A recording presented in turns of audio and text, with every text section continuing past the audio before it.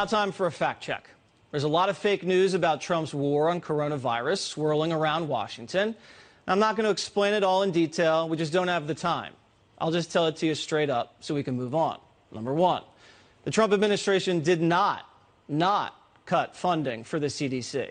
In fact, funding for the CDC went up every single year he's been in office. Number two, Trump did not get rid of the pandemic unit at the National Security Council. It just moved to another division with a different title. Number three, the Trump administration did not refuse to accept testing kits from the World Health Organization. The WHO doesn't even sell testing kits. We built our own test kits like every other country. The test kits did get slowed down, though, and that's being fixed. Trump has not muzzled his scientists. China did that. Our scientists are on TV every single day. Number five, Trump did not tell governors you're on your own with having to buy ventilators. The federal government is just backing them up if they can't get them themselves.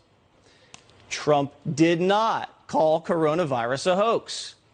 He called the left's attempt to weaponize the virus against him a hoax. The American people do approve of the way the president is handling the coronavirus. ABC News poll shows 55% approve, and a Harris poll shows 56% approve. That's a majority of the country. And finally, the president said Google was working with him to create a virus testing website for all Americans. The press said Google had no plans to do this.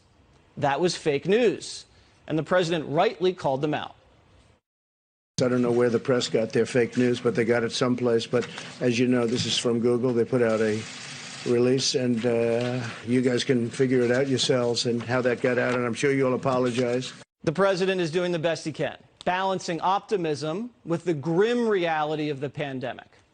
NBC News asked the president if being hopeful that we'll find a cure is giving Americans false hope.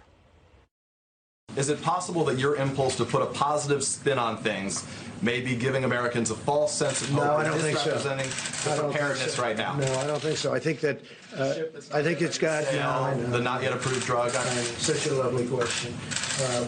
Look, it may work and it may not work, and I agree with the doctor what he said. May work, may not work. I feel good about it. That's all it is, just a feeling. I'm a smart guy. I feel good about it, and we're going to see. You're going to see soon enough. And I'm not being overly optimistic or pessimistic. I sure as hell think we ought to give it a try. I mean, there's been some interesting things happened, and some good, very good things. Let's see what happens. We have nothing to lose. You know the expression? What the hell do you have to lose? What do you say the Americans were scared, though? I guess nearly 200 dead, 14,000 who are sick, millions, as you witnessed, who are scared right now. What do you say to Americans who are watching you right now who are scared? I say that you're a terrible reporter. That's what I say. Go ahead. I think it's a very nasty question, and I think it's a very bad signal that you're putting out to the American people. The American people are looking for answers, and they're looking for hope. And you're doing sensationalism. And the same with NBC and Comcast. I don't call it Comcast. I call it Concast. Let me just for whom you work. Let me just tell you something. That's really bad reporting. And you ought to get back to reporting instead of sensationalism. Let's see if it works. It might and it might not. I happen to feel good about it, but who knows? I've been right a lot.